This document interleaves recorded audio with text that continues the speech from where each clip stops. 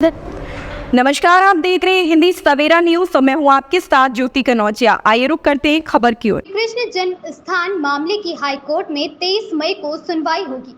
श्री कृष्ण जन्म स्थान मामले का केस लड़ रहे दिनेश शर्मा फलाहारी ने बताया कि आज माननीय प्रयागराज हाईकोर्ट में श्री कृष्ण जन्मभूमि मंदिर और ईदगाह मस्जिद के अधिवक्ता मध्य प्रदेश में दोनों तरफ अधिवक्ता के मध्य में बहस होनी थी, लेकिन नहीं हो पाई।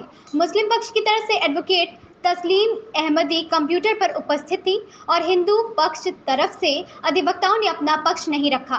पिछली डेट पर सूट नंबर 15 पर बहस पूरी हुई थी, जिसमें वक्फ बोर्ड एक्ट और वर्शिप एक्ट 1991 पर हिंदू पक्ष और मुस्लिम पक्ष द्वारा अपने अपनी दलीलें दी गई। मुस्लिम पक्ष ने कहा था कि यहाँ पर लिमिटेशन एक्ट भी प्रभावी है, लेकिन हिंदू पक्ष ने अपना जवाब दिया और कहा गया कि इस जमीन पर पहले भी कई बार केस चल चुके हैं, यहाँ पर वर्शिप एक्ट 1991 लागू नहीं होता। हिंदू पक्ष ने वक्फ बोर्ड पर भी सवाल उठाए। आज सूट नंबर 5 पर बहस होनी थी, लेकिन हिंदू पक्ष की तरफ से अधिवक्ता तैयारी करके नहीं आए थे, इसीलिए माननीय न्यायालय ने सुनवाई के लिए 23 मई की डेट लगा दी। अब अगली सुनवाई 23 मई को होगी। श्री कृष्ण जन्मभूमि मंदिर का केस लड़ रहे दिनेश शर्मा फलाहारी ने बताया कि यहाँ पर हिंदू पक्ष मुस्लिम पक्ष के मध्य में जो मुकदमा चल रहा है वह श्री कृष्ण जन्म स्थान मंदिर पर अवैध कब्जा को लेकर है। मुस्लिम पक्ष की तरफ से वहां पर अवैध अतिक्रमण कर लिया गया था और भगवान श्री कृष्ण को तोड़कर विवादित ढांचा बना दिया गया था। उन्होंने कहा मुस्लिम पक्ष को पता है कि यह अवैध अतिक्रमण है, फिर भी मुस्लिम पक्ष मामले को गुमराह करता चला आ रहा है। उन्होंने कहा कि सर्वे हो जाएगा तो दूध का दूध पानी का पानी हो जाएगा। सर्वे होने के बाद में यहाँ पर हिंदू मंदिर के साक्ष्य मिलेंगे। प्रताप सिंह की रिपोर्ट। प्रयागराज में श्री कृष्ण जन्म स्थान से शाही ईदगाह मस्जिद को हटाने वाले केस में सुनवाई होनी थी, लेकिन अधिवक्ता अपनी तैयारी से नहीं आ पाए थे। इस वजह से आज सुनवाई नहीं हो सकी है।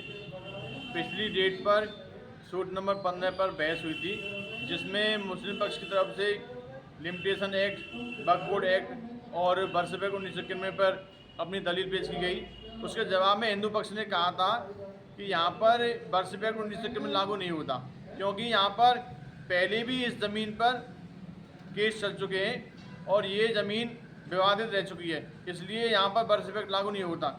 और वक्फ बोर्ड पर भी हिंदू पक्ष ने अपने दलीलें दी। आज सूट नंबर 5 पर बहस होनी थी, लेकिन सूट नंबर 5 पर जो अधिवक्ता हैं हिंदू पक्ष की तरफ से, वो अपनी तैयारी से नहीं आ पाए थे और ना ही अपने डॉक्यूमेंट लाए थे। इसलिए माननीय न्यायालय ने अगली सुनवाई के लिए 23 मई की डेट लगा दी है। अब हिंदू पक्ष और मुस्लिम पक्ष की लगभग बहस पूरी हो चुकी है। मुस्लिम पक्ष के पास कोई भी ऐसा साक्ष्य नहीं है जिससे वो ये कह सके कि यहाँ मस्जिद पहले बनी थी, लेकिन हिंदू पक्ष के पास जितने भी साक्ष्य थे वह न्यायालय में जमा हो चुके हैं। मुस्लिम पक्ष केवल वर्शिप एक्ट 1991 में वक्फ बोर्ड और लिमिटेशन एक्ट को आधार बना के चल रहा है, उसके पास कोई भी प्राचीन साक्ष्य नहीं है। मुस्लिम पक्ष ने जो दलीलें पहले भी दी थी मथुरा न्यायालय में, वही दलीलें वो हाई कोर्ट में दे रहा है। उसके पास नया कुछ नहीं है बताने को, ना तो उसके पास पानी का बिल है ना बिजली का बिल है जिससे वो यह साबित कर सके कि यहाँ उसका पहले अधिकार था।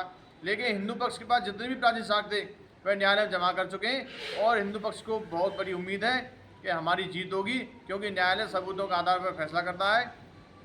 पूरा विश्व जानता है कि यहाँ पहले कृष्ण मंदिर था। कृष्ण मंदिर को तोड़ करके मुगल शासकों ने यहाँ पर मस्जिद बनाई, विवादित ढांचा बनाया। यह पूरा संपूर्ण विश्व जानता है, सभी सनातनी हिंदू जानते हैं। तो हमारी तो भगवान से यही प्रार्थना है, न्यायालय से यही प्रार्थना है कि यहाँ पर जल्द से जल्द सर्वे हो जाए तो दूध का दूध पानी का पानी हो जाएगा। इस खबर में बस इतना ही। बने रहें हिंदी सवेरा न्यूज के साथ।